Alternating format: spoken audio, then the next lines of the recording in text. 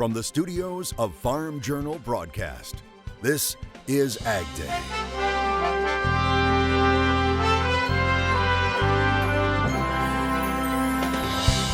Coming up on AgDay, one farmer's passion that's paying off. For them to come back in and put in their time and their money into this operation to get it back up and going, it's huge. Not just for himself, but his community. See why he's a top producer finalist. Why the EPA will have to take another run at some of those refinery waivers. As concern grows about a virus that is sickened thousands of people around the world. Good morning, I'm Clinton Griffiths. Commodity and stock markets sinking to begin the week as fears grow about the spread of the deadly coronavirus in China and what that could mean for Chinese demand. Stocks were lower following a sell-off in markets in Europe and Japan. That's after China announced a sharp rise in the cases of the new virus that is threatening to hurt global economic growth. And normally, commodity traders would expect some buys from China after the Lunar New Year, but China is extending the holiday, and the rapid spread of the virus is now changing that outlook. I'd say it's 100% correlation with what's happened in the overseas markets overnight, and the China strongly suggesting for people not to travel. Companies we're familiar with, KFC, McDonald's, Taco Bell, Pizza Hut, that's called Yum Brands, Y-U-M. Keep an eye on that stock. Yum Brands suggesting that they're closing stores all over China. Finally, it's hitting the stock markets. It's hitting crude oil. The plus side of this for the American farmers, they're going to have a chance to lock in inputs, crude oil that they were fearful that we were going to war a month ago. Crude oil is now $15 lower than where it was 3 weeks ago. The World Health Organization is holding off on declaring the virus a global health emergency. It said China is taking strong measures, including locking down cities that have 50 million people in an effort to contain the virus. The CDC continuing to say it believes the risk to the U.S. is low. The EPA will have to reconsider some small refinery exemptions issued under the renewable fuel standard. It comes after a decision from the U.S. Court of Appeals for the 10th Circuit, which is in the western part of the country. The court ruling on exemptions granted for 2 Holly Frontier refineries and 1 CVR Energy refinery, saying the EPA overstepped its authority because the refiners had not previously been granted SREs. The court saying the statute states any SRE granted to a refinery has to be in the form of an extension after 2010. Yet the 3 refineries were given exemptions for the first time in the 2016 compliance year. There appears to be a delay in another trial involving Bayer AG's Roundup.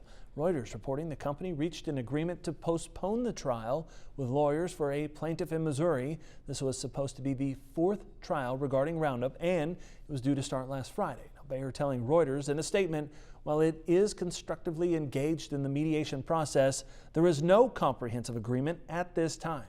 The court-appointed mediator puts the number of claimants who say Roundup gave them cancer at more than 75,000. Bayer disputing that number, putting it below 50,000, continuing to insist that the product is safe. And Bayer facing another legal challenge this week. The St. Louis Post-Dispatch reporting a trial involving weed killer dicamba started yesterday in the U.S. District Court in Cape Girardeau, Missouri. A lawsuit filed by a southeastern Missouri peach farmer back in 2016 accuses Monsanto and BASF of damaging millions of acres of crops. Bill Bader claims his orchards have been damaged by dicamba drift since 2015. Both Bayer and BASF are denying those accusations. Bayer saying Bader's issues were caused by a fungus, not dicamba.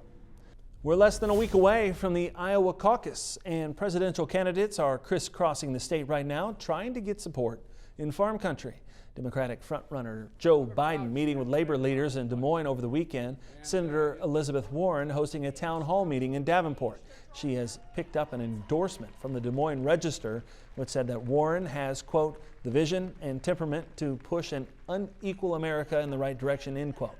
Former South Bend Mayor Pete Buttigieg, Senator Bernie Sanders, Andrew Yang, and Senator Amy Klobuchar all hosting events in the state.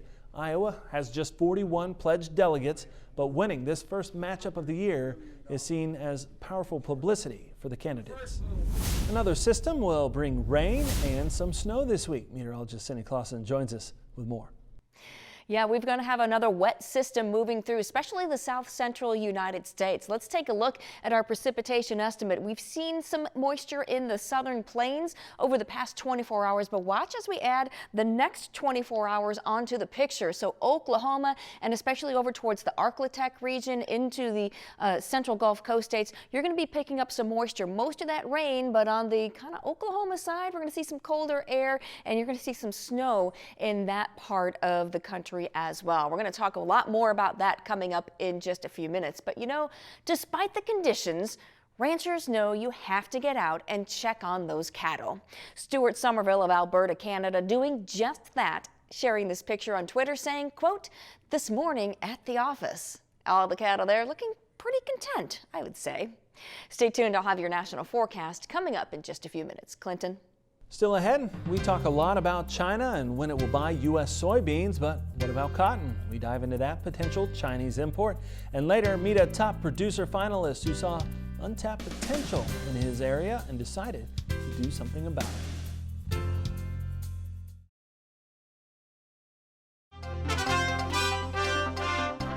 Soybeans continuing their downward trend on Monday, with March futures breaking below $9 for the first time since early December.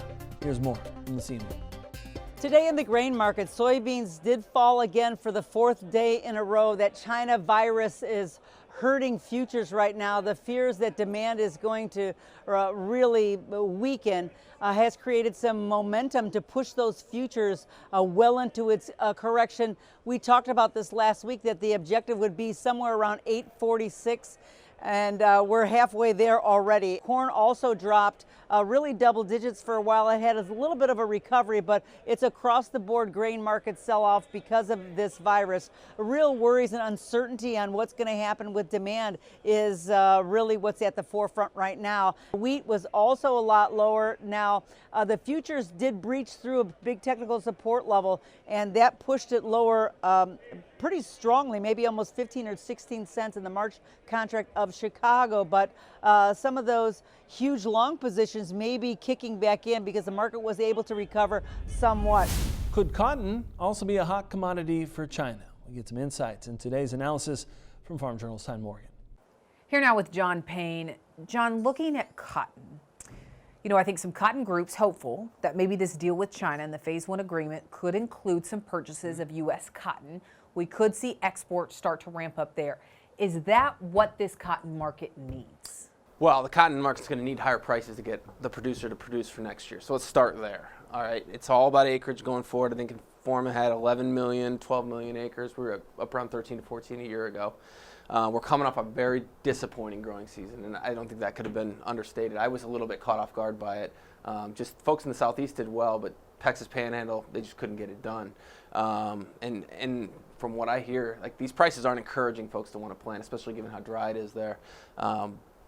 So going back to your original question about China, I think there's two things. One, we want to see them buy, but you also want to see their currency get stronger, and that, in my opinion, is the reflective of the cotton trade. The currency in China has really gotten stronger here in the last 6 weeks.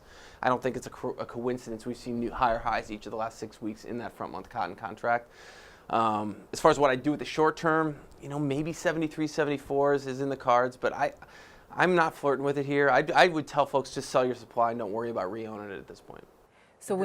So what is the market focused on? Is it now acreage? We'll see National Cotton Council come out with planting intentions. We'll see USDA come out with prospective plantings. I mean, that is the focus right now? The focus will be that, and then also what these weekly export sales totals are, because we're right on pace here. And I think we've seen 4 straight reductions in carryouts over the last 4 USDA reports. So going to that Feb number, I don't think the market is going to back off much. But we've been on a really good run here. I mean, we're up 15 cents basically from where we were this summer. So, you know, 72, 73 cents cotton for December. If you get a chance to lock that in, I think that's a decent play. Okay, John, thank you so much for joining us. All right, let's take a quick break. John mentioned the weather, and it was kind of a brutal year for cotton production in some areas. But we'll have a check of weather when we come back, right here on AgDay. To find John's newsletter, This Week in Grain and Oilseeds, head over to www.thisweekingrain.com.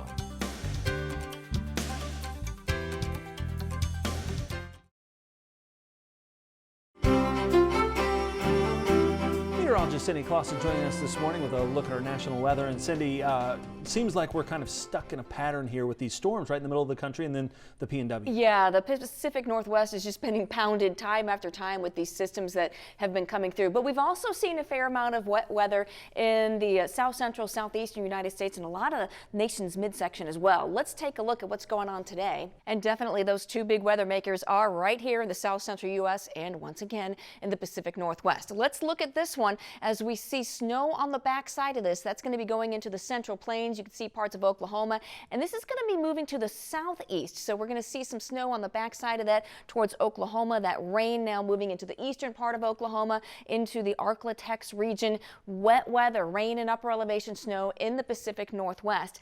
Some pockets with some snow in the northeast, but not as nearly as much moisture as what we're seeing in these other two areas. Heading into the overnight hours, the low starts to move further to the east towards the central Gulf Coast states. We'll continue to see that rain and even some thunderstorms possible on the southern edge of this. The northern edge, obviously cold enough for some snow. One system kind of fades away in the northwest and yet another one replaces it. That's been the trend. This low pressure system in the north central United States, that kind of weakens a bit as well. So this is going to be the more dominant one as we get into Wednesday. And that will continue to slide along the Gulf Coast states with some more rain expected in the southeast. High pressure settles in, gives us a couple of dry days in the northeastern United States. All right, let's take a look at that moisture. Now, this is the past 24 hours, and a lot of that focus has been on the western part of the country, especially the Pacific Northwest. But the next 24 hours, we really see that moisture popping up in the southern plains and into the central Gulf Coast states. And boy, we really see that adding up in the Pacific Northwest. Snowfall has been mostly in the Rockies over into that Pacific Northwest, but with that system in the south central U.S., you see that adding up there. Look at that in the Oklahoma Panhandle area and into southern Kansas. We are looking at a fair amount of snow there in spots, so that is something to keep in mind. All right, temperature-wise, we are looking at some cooler 20s, but this isn't certainly super Arctic air. It's cold, but we are not seeing anything extreme cold like we have seen, especially earlier in the fall. Now, as we take a look at the overnight lows, we're getting down to around 10 in Bangor. So it's going to be the far northeast that actually sees the coldest temperatures as we get into tomorrow. As we see a little trough dipping there, we'll see cooler temperatures with all that rain and cloud cover in the south central United States. There's the jet stream. You can see that trough all ahead of or on the backside of that system that's going to be moving on through. Overall, kind of milder temperatures, though, for a lot of the country as we get into the next few days. As we get into the weekend, though, we start to see some cooler air coming into the northeastern United States, and then another trough comes in as we get into the early part of next week. That's a look at your national forecast. Now let's check on the weather where you live. Snowville, Utah, snow showers for you today with a high of 38 degrees. Homer, Louisiana, showers and thunderstorms possible with a high of 57. And Hovland, Maine, mostly sunny but colder, high of 29. Wisconsin has seen its dairy farming numbers drop. Hear what the governor wants to do, plus why one group says consuming more dairy isn't just good for your health, it's good for your wallet. Next.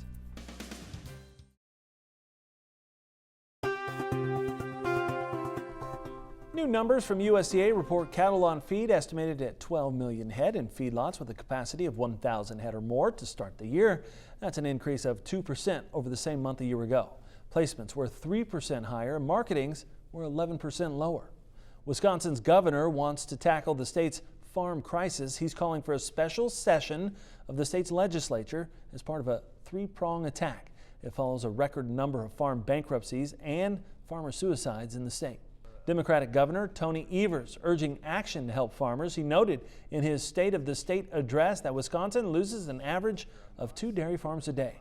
He called for the special session to begin this week to take up bills that would invest in farmers, agricultural industries, and rural communities. We're going to set a goal of increasing Wisconsin's dairy exports by 20% of the United States milk supply by the year 2024.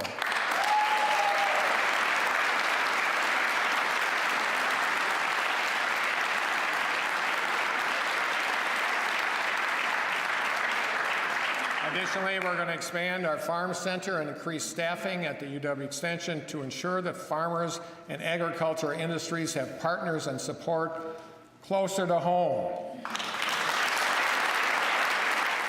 Republicans who control the state legislature are under no obligation to take up any of the measures, but Republican leaders say they are all looking for ways to do better when it comes to ag. A new study says if Americans would just eat the recommended level of dairy foods each day, they could cut their health care costs by $12 billion every year. That number was published recently in Nutrients 2020. The USDA estimates that Americans consume about 1.49 cups of dairy food equivalent each day. That's about half the level recommended. According to the study, if Americans would increase their consumption to 3 cups a day, they would see the savings that would come from a reduction in strokes, hypertension, type 2 diabetes, and colorectal cancer. And if people increase their dairy consumption in low-fat dairy products, the health savings would be even more. The study was funded by the National Dairy Council. Who are some of the top producers in the country? Well, you'll meet one of the finalists who saw a need in his community and decided to do something about it. Next. America's conservation ag movement is brought to you by these great foundational partners, empowering resilient and sustainable agriculture.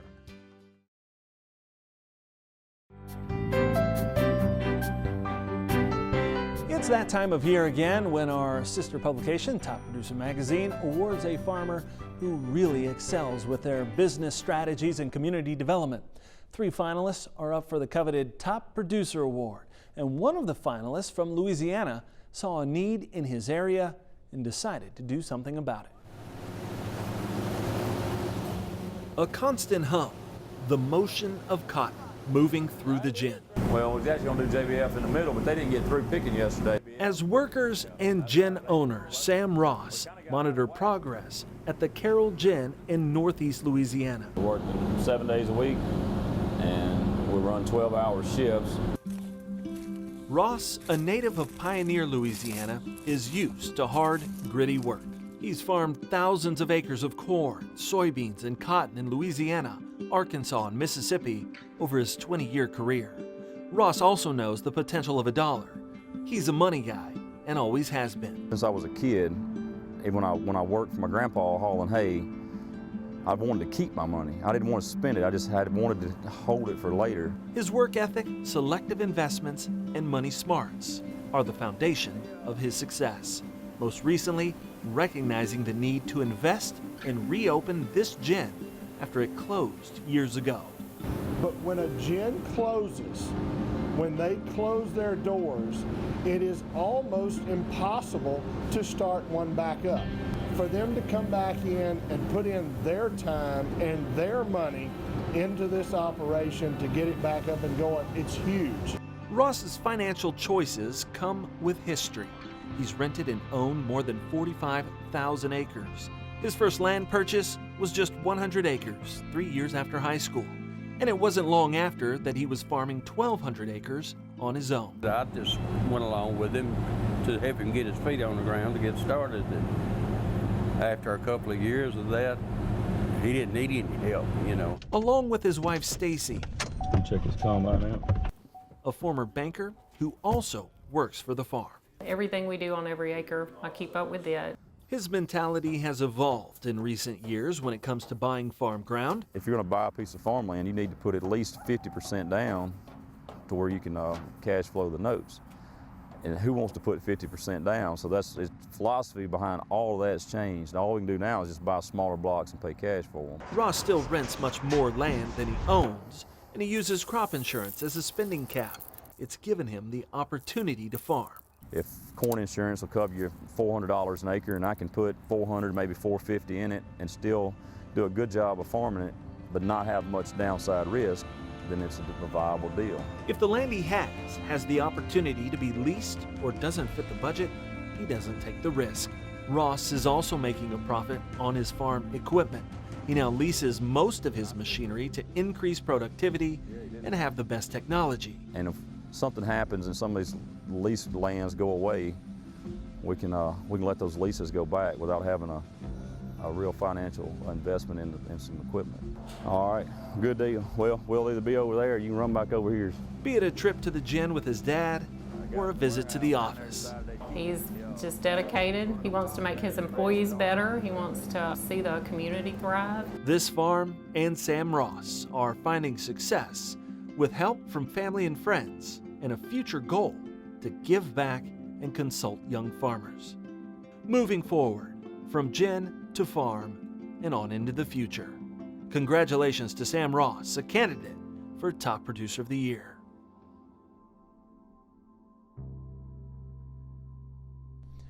We will air the next two finalists throughout the week. The winner will be announced midweek. And that's all the time we have this morning. We're sure glad you tuned in. Spent part of your day with us. From all of us here at AgDay, I'm Clinton Griffiths. Have a great day.